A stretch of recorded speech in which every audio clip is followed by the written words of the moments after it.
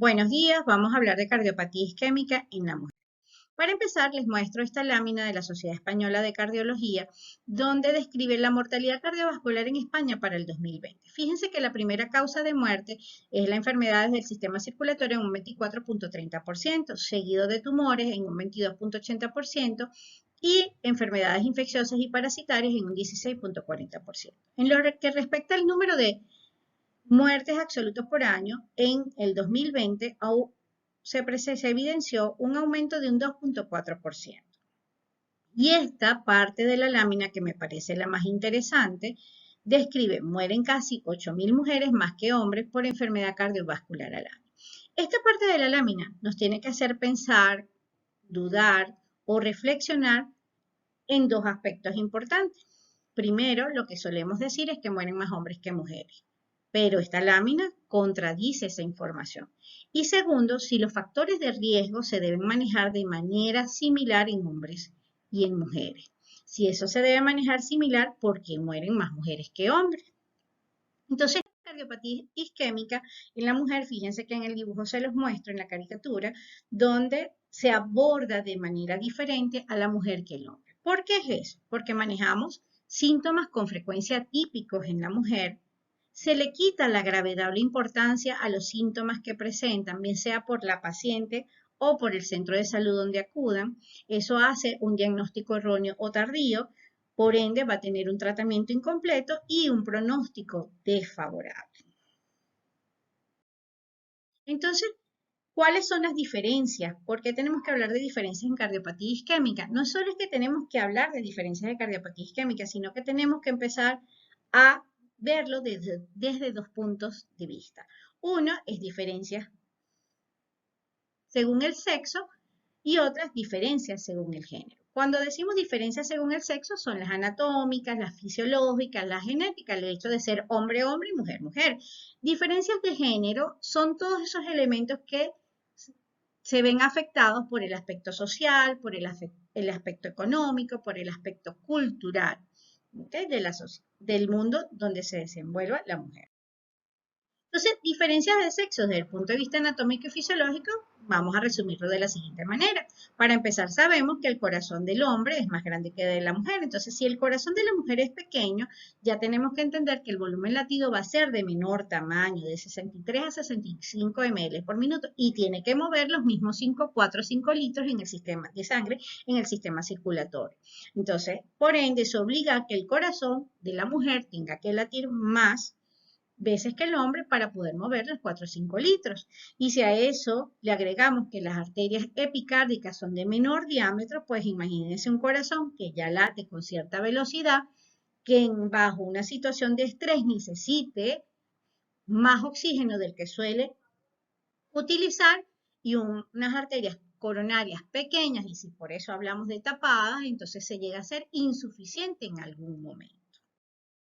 Con respecto a la fisiopatología, pues tenemos que las mujeres hacen placas de tipo blanda y se depositan de manera homogénea, porque mujeres somos bellas en todo momento. Entonces la ateromatosis va a ser de una distribución homogénea y su mecanismo de cardiopatía isquémica aguda es por erosión de la placa, tomando en cuenta que la presentación en la mujer va a ser en mayor edad y acompañado de otras comorbilidades.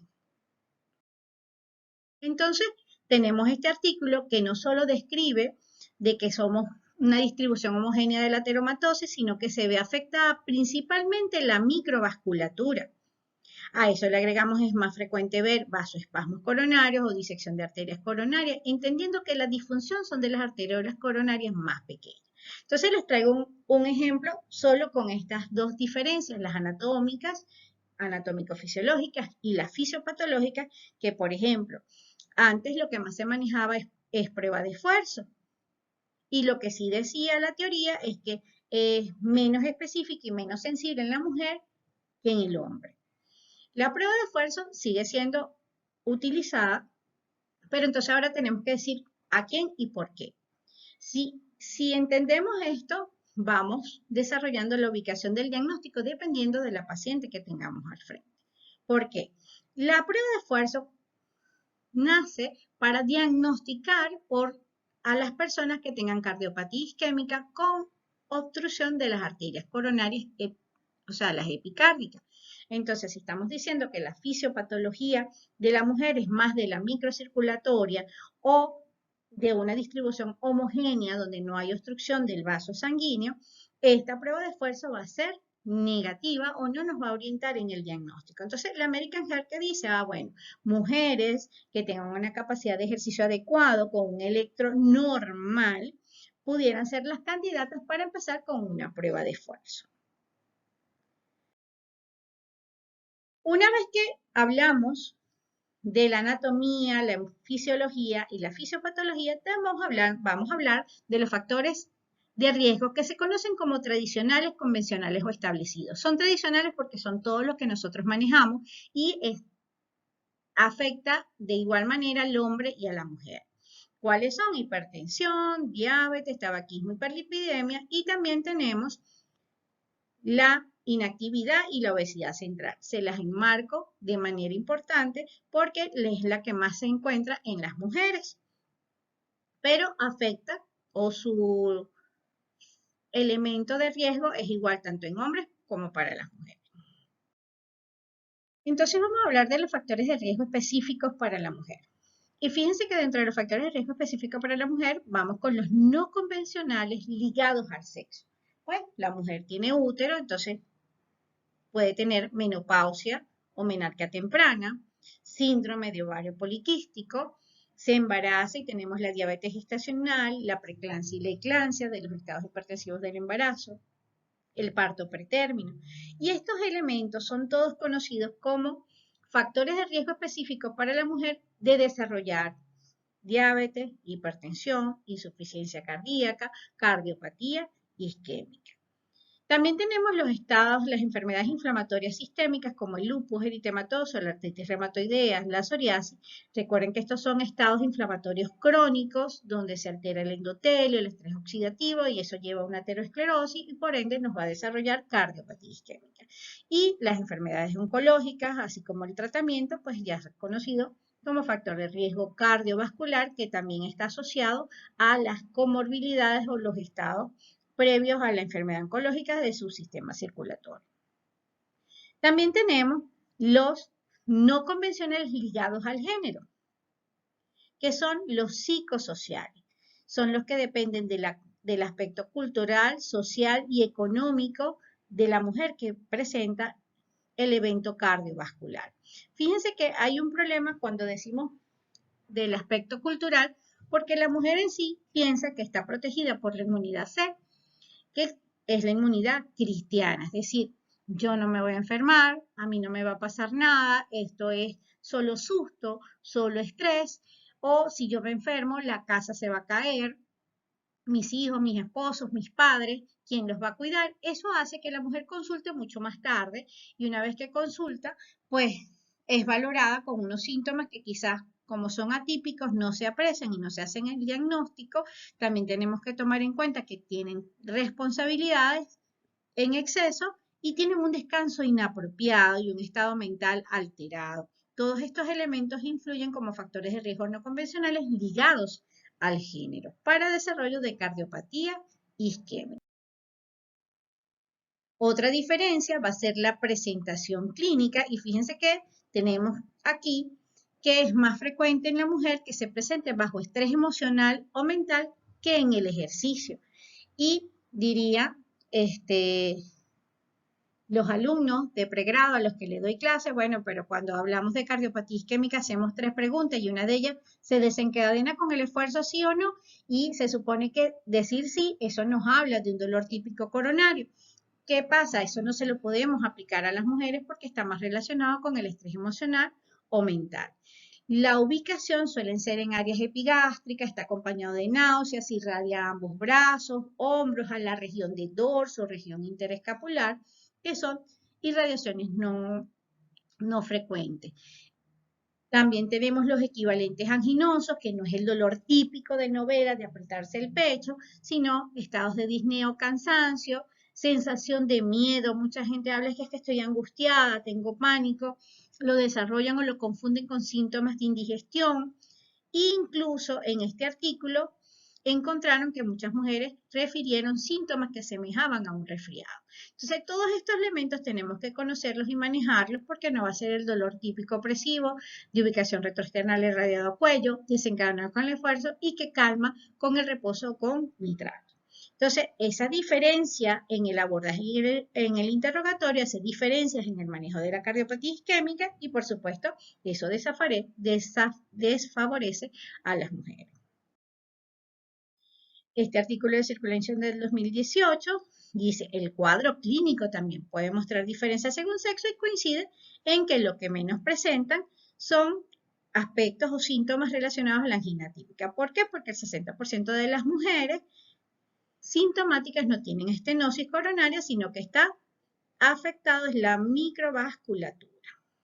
Aquí tenemos a Chisterman con su grupo de colaboradores en el trabajo de investigación donde dice que hay falla en el hecho de considerar la fase del ciclo menstrual en el momento que se solicitan los biomarcadores cardiometabólicos. Se conoce que los marcadores de estrés, los marcadores de oxidación, los marcadores de inflamación, la lipoproteína, la glucosa y el ácido úrico varía de acuerdo a la fase del ciclo que se encuentre.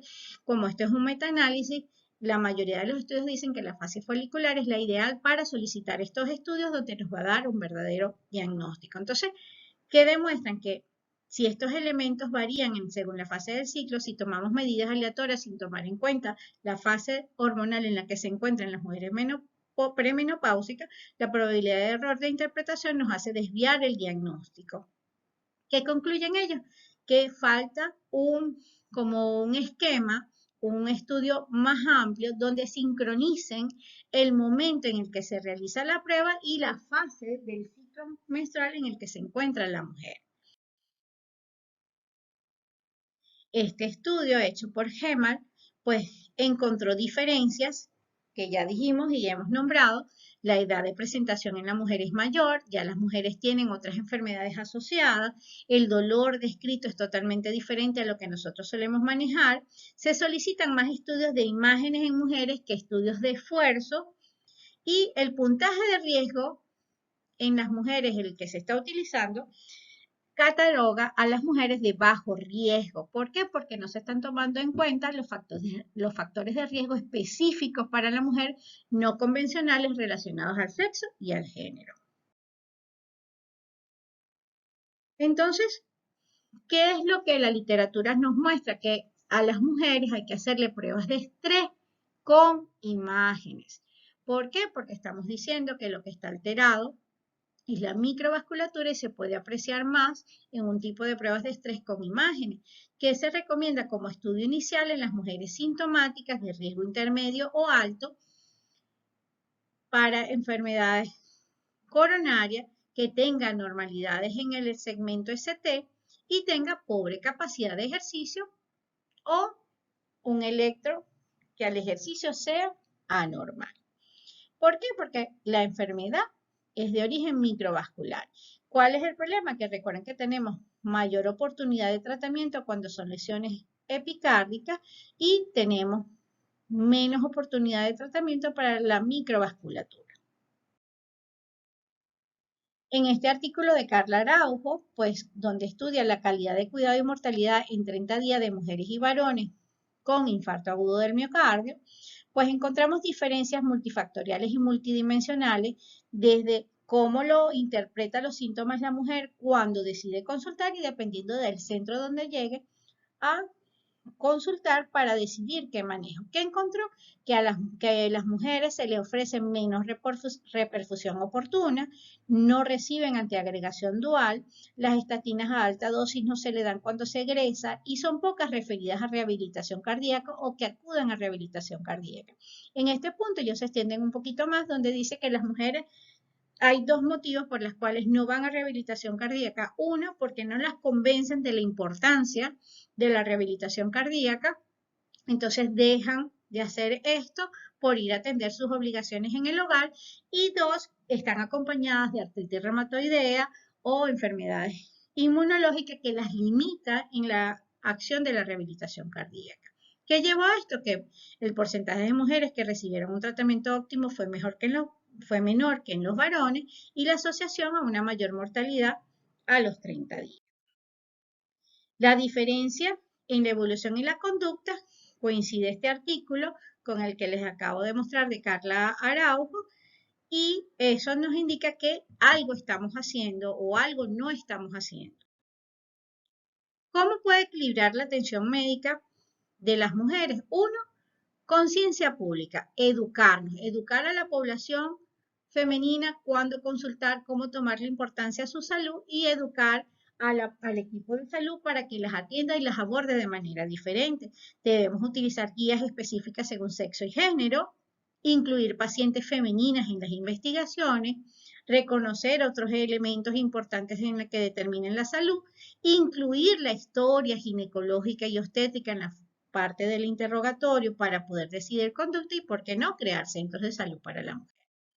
¿Cómo les quiero terminar yo la charla? Que tenemos que entender que hay factores de riesgo diferentes en la mujer según el género y según el sexo. La fisiopatología es diferente porque eso nos va a llevar a síntomas diferentes, por lo que la evaluación clínica debe ser diferente y viéndolo de esa manera, pues llegaremos a una aproximación diagnóstica más justa para la paciente y lo que sí está claro es que el tratamiento ofrece el mismo beneficio, lo que necesitamos es hacer un mejor diagnóstico. Con esto cierro mi charla, donde les leo que la biología te da un cerebro y la vida la convierte en mente.